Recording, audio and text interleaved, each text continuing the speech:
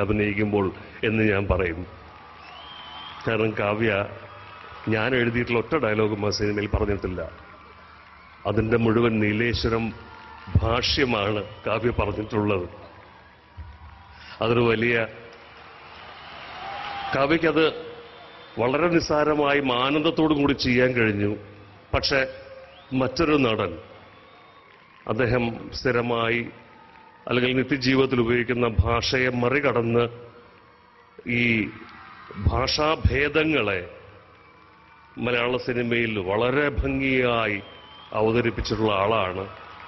ഒരു പുസ്തകം തന്നെ ഇറങ്ങി, മമ്മൂട്ടി എന്ന നടന്റെ വിവിധ കഥാപാത്രങ്ങളെ കുറിച്ചൊരു പുസ്തകം തന്നെ മാതൃഭൂമി ബുക്സ് ഇറക്കി.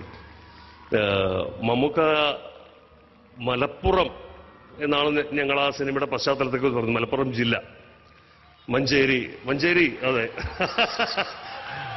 മഞ്ചേരിയുമായി മമ്മൂക്കയ്ക്ക് സിനിമയ്ക്ക് മുമ്പുള്ള ബന്ധമുണ്ടായിരുന്നു. അതുകൊണ്ട് തന്നെ ബാവുട്ടി മഞ്ചേരിയുടെ പ്രാദേശിക ഭാഷ സംസാരിക്കുന്നു, കാവ്യ വനജയായി നീലേശ്വരം ഭാഷ സംസാരിക്കുന്നു. ഞാൻ ആദരപൂർവ്വം ക്ഷണിക്കട്ടെ എൻ്റെ ബാവുട്ടിയെ.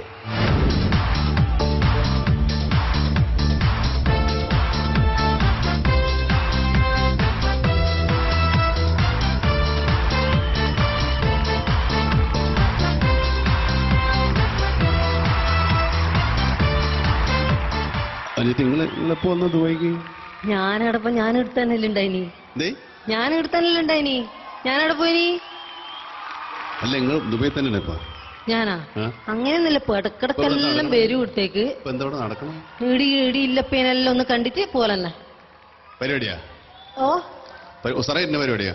ഉഷാറന്നെ, ഉഷാറാക്കിന് എല്ലാരും അല്ലേ, ജോറാക്കിട്ടേ.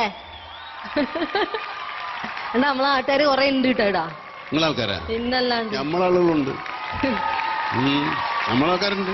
മലപ്പുറം മഞ്ചേരി നീലേശ്വരം വലിയ വ്യത്യാസമൊന്നും ഇല്ല, അടുത്തടുത്ത് തന്നെയാണ്. നിങ്ങൾ വേണം ഇപ്പൊ വോട്ടിട്ട് നോക്കിയോളി. വോട്ടിട്ട് നോക്കിയാല് നമ്മളെ നീലേശ്വരംകാരനല്ലേ ജയിക്കല്.